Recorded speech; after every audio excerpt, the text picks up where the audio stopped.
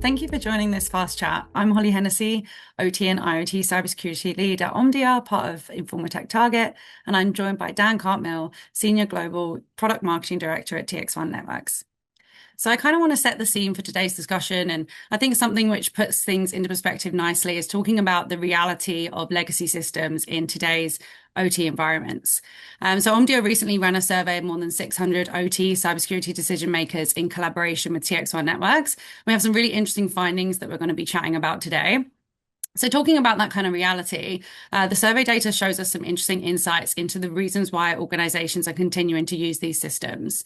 The most common was 49% citing compliance or regulatory complications being the main reason they stick with these devices. But I think really importantly, close behind is 47% saying that these devices simply perform as intended. So it's kind of a don't fix what isn't broken mentality, which I think is similar for a lot of organizations. It's a real challenge to kind of go through the process of replacing the devices. But why do so, if the device itself is fine?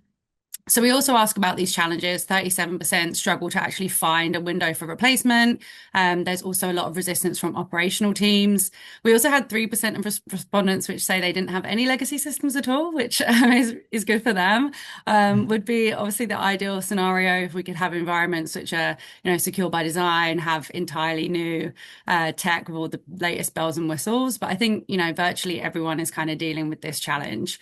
But of course, this means dealing with the attack surface that goes alongside it.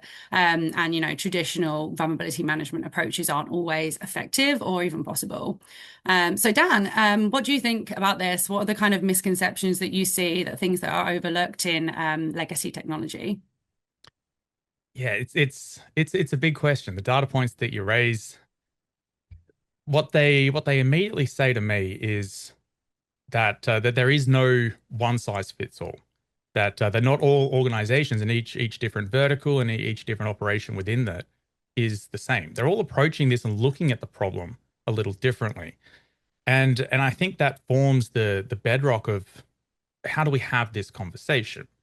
So if we were to think of this as an IT based environment, it's easy and it makes good sense that we're going to want to have the latest technology, and we're going to be able to do updates and patches, and we're going to have 3 to 5 years replacement cycles, and that's how they'll be capitalized, and that's how we'll calculate all the depreciation. All that kind of stuff is all going to be done that way because that's how it's always been done for IT systems. But then when we look at the operational components, it's fundamentally a different problem. So by looking at this with the lens of how do IT systems work is the wrong place to start, I think. So instead, if we look at how were these systems first put in place, and what was the measure of success for them? How long were they expected to be there? What was the large capital investment and the entire program around that first planned out, and how was that going to be played out over the 10 to 15 to 20 years that it may be timelined across? And a lot of cases, that's going to be a better definition of how long will these systems likely be there, because they're not being looked at in terms of does this have security vulnerabilities, right? Some of these might have been from before that was a leading concern for organizations, and other times it may have simply been overlooked during the process, the complicated process they may not have included things like security. But by looking at how were these initially put in, what does success look like here, and when are we going to be able to in a lot of cases, retroactively apply security in a way that doesn't disrupt and just put off the rails the entire capital project that existed. All right, and we're talking tens of millions, hundreds of millions of dollars worth of overall investment where a single component can't be replaced simply. So in a lot of these environments, it's not as simple as, okay, well, we've got this one particular device, maybe a HMI or an engineer's workstation that is has some security issues, has some vulnerabilities, it's running XP, whatever the case is. From the IT perspective, it may be as simple as, okay, well, let's just get a new workstation and install it. The reality is that the entire system around that workstation might also need to be replaced. If it's a regulated environment or a certified environment, the entire environment might need to be recertified because of that action. So in looking at how do we how do we look at these legacy systems?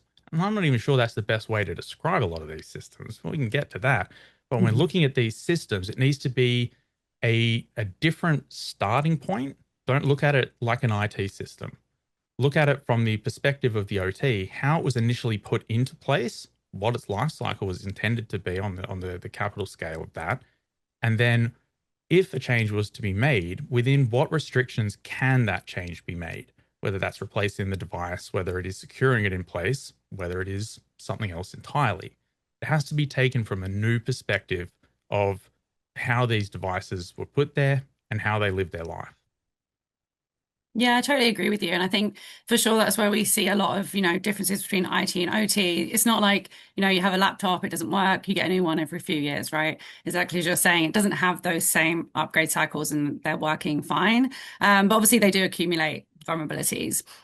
One of the other things the survey showed was how organizations are approaching those vulnerabilities with these devices. So the majority use scheduled maintenance with production downtime 60%. And obviously, it's not ideal because obviously you have the production downtime, and it's not necessarily as timely as, yeah, as you would in an IT environment if you're just going to kind of patch an issue that crops up. 58% go with a different approach, accept the risk, monitor closely, which obviously is reflected in the OT security market itself. There's so many monitoring tools that are out there. It's kind of the way that many kind of do this. And then we've got 58% that implement virtual patching through network security controls.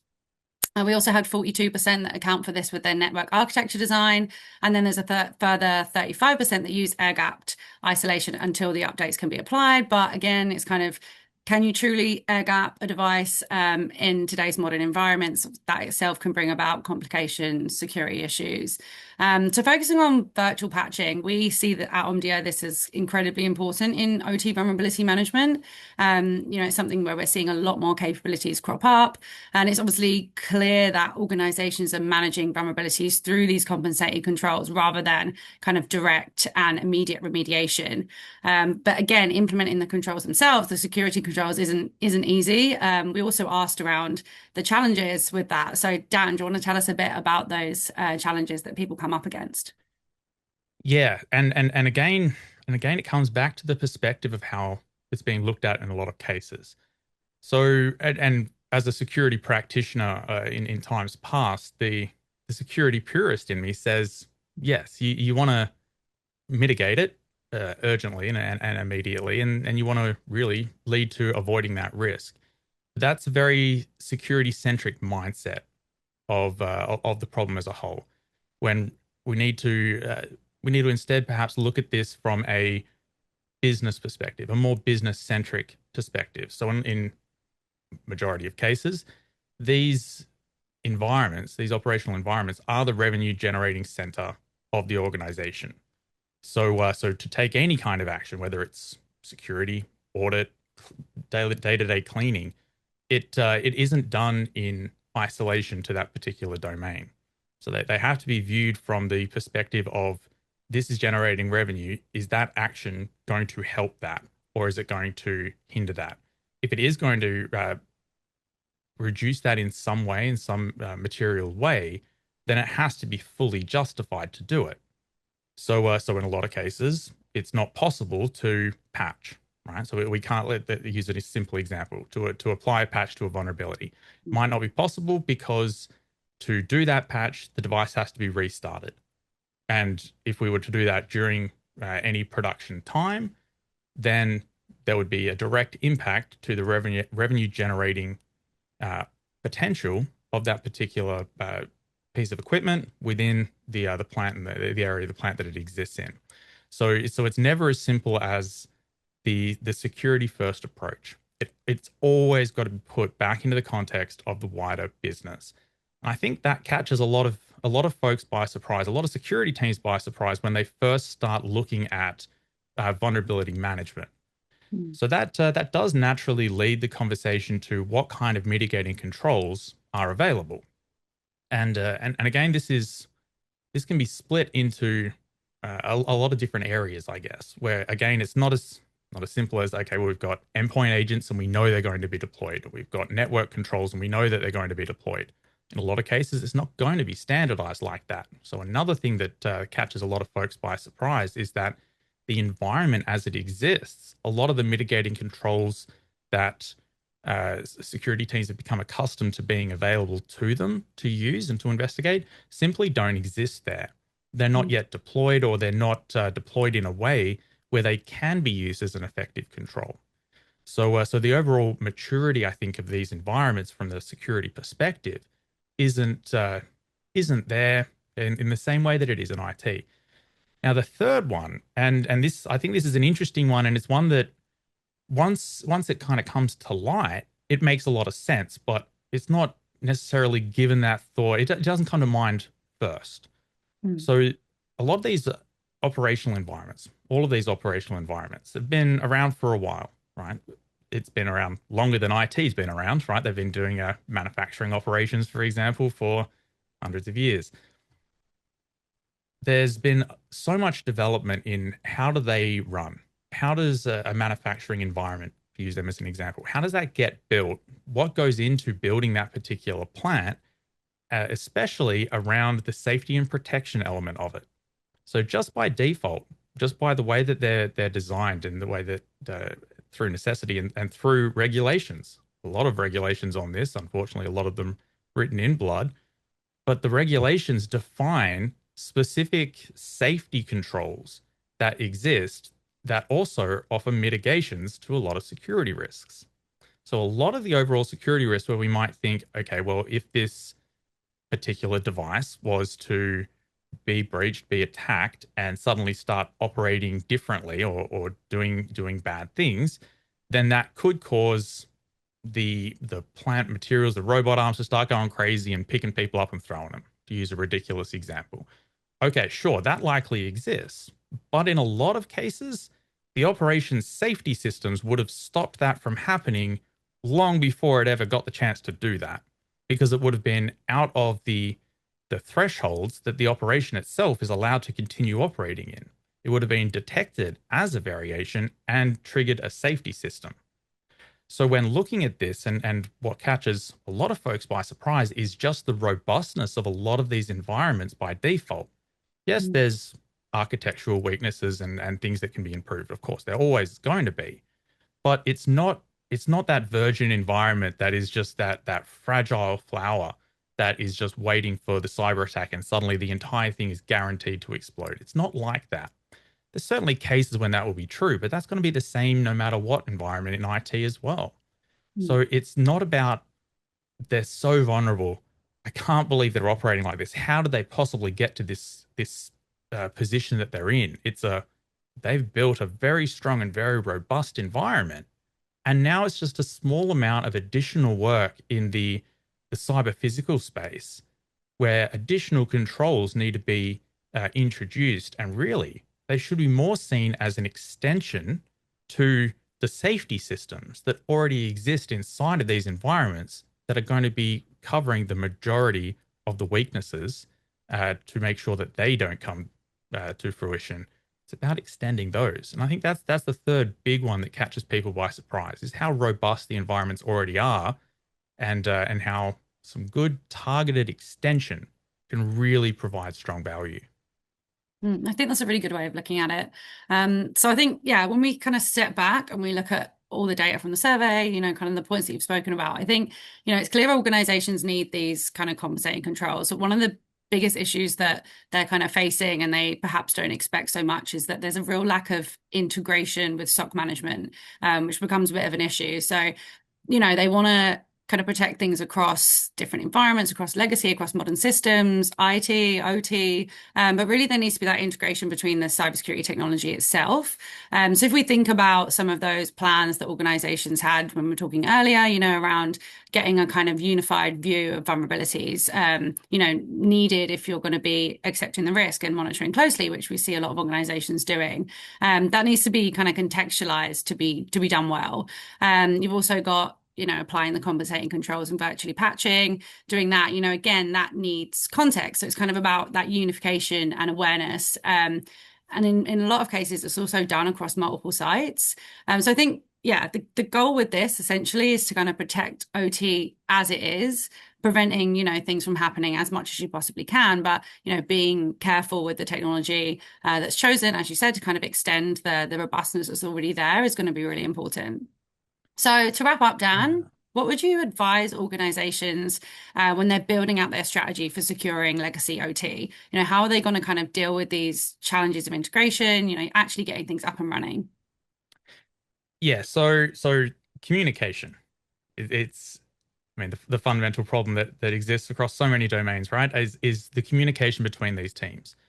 So and we've seen it so many times here at TXOne where security teams operating with the best intent have devised really strong cybersecurity plans and strategies to implement them.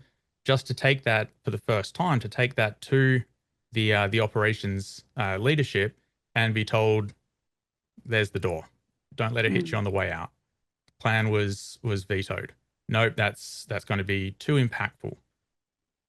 The problem that causes that, and it's still repeating itself even now in so many places and first time organizations, but we even see it happening multiple times. It has to be done collaboratively. The egos have to be put to the side. Yes, cybersecurity leadership teams, cybersecurity teams are domain experts, right? That's why they have the positions that they have, right? They're good at doing that. They're doing a great job across the IT systems of the organization. But that doesn't necessarily mean that they are the be all and end all of the knowledge that's required to effectively do this inside of a new domain. Unfortunately, it's not the same as the transition that was made when moving to cloud, for example. IT security, the domain of knowledge there was more easily able to be applied to cloud. Unfortunately, the same isn't really true when trying to apply that same security mindset into the operation. So it's about saying, you know what? Maybe we don't have all the information.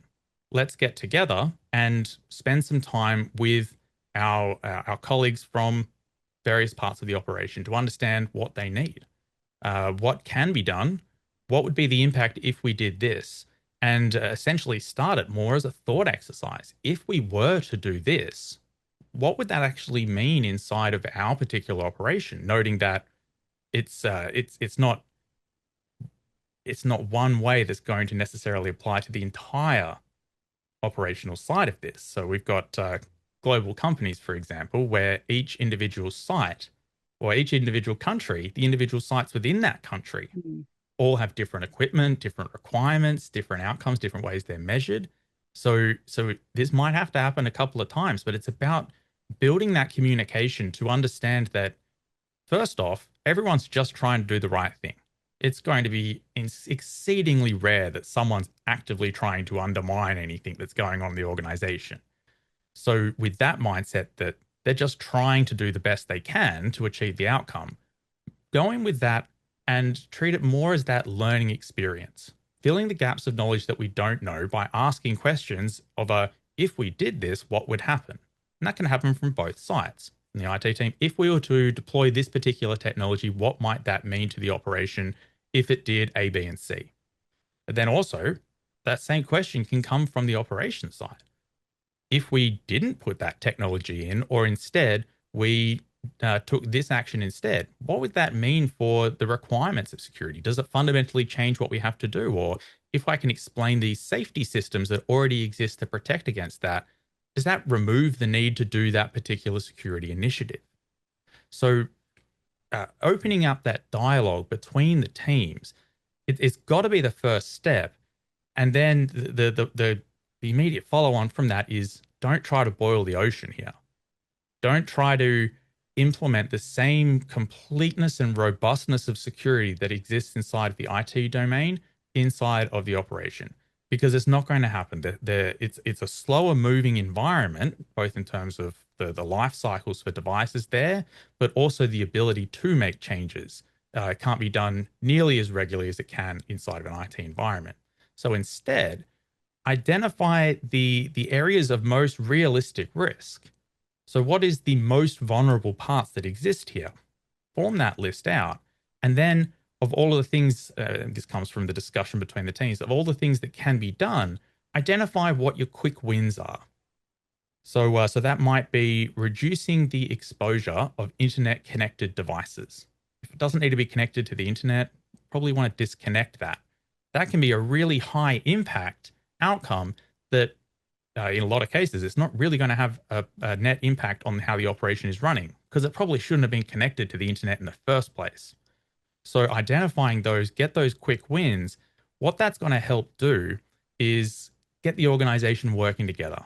We need to build trust between these teams with different objectives, different ways that they're measured in their success.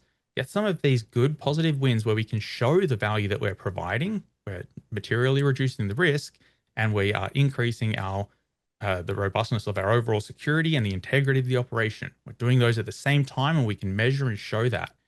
Get some of these high impact, low risk changes, start putting them in place, and then start building out longer term plans for more robust changes, larger scale changes. So, for example, if that is network re-architecting or redesigning the remote access system that has to be there because your vendor has to be able to remotely log into some of these devices, defining what that should look like, then how can that exist within the operational environment we have? And over what kind of timeline does this need to be planned and implemented, noting that it will probably have to happen in phases and stages in the same way that the environment itself will modernize. So aligning the security plan with the modernization plan of the plant itself. Make them the same project, part of the same project, not separate. But that requires a longer timeline. So that's the advice I give organizations. Get much closer to the opposite teams. Understand that you are both working toward the same objectives, but there's different ways to go about that. Ask the questions and ask the silly questions. It's okay. Put the ego to the side because it's going to be that open, honest learning that's going to help us get the best results here. Find those quick wins, those simple tasks that can be done with low risk, and begin building that trust between the teams so you can work on those much larger, longer scale projects that really are going to align with the modernization that is going to be going on with the operations, and you can achieve that good, strong collaborative change over the long term. Awesome. Thank you, Dan. That's really great advice. So yeah, thank you for being on this fast chat. I think we've got some really good takeaways here. And to everyone listening, thank you so much, and I hope to see you next time. Excellent. Thanks, everyone.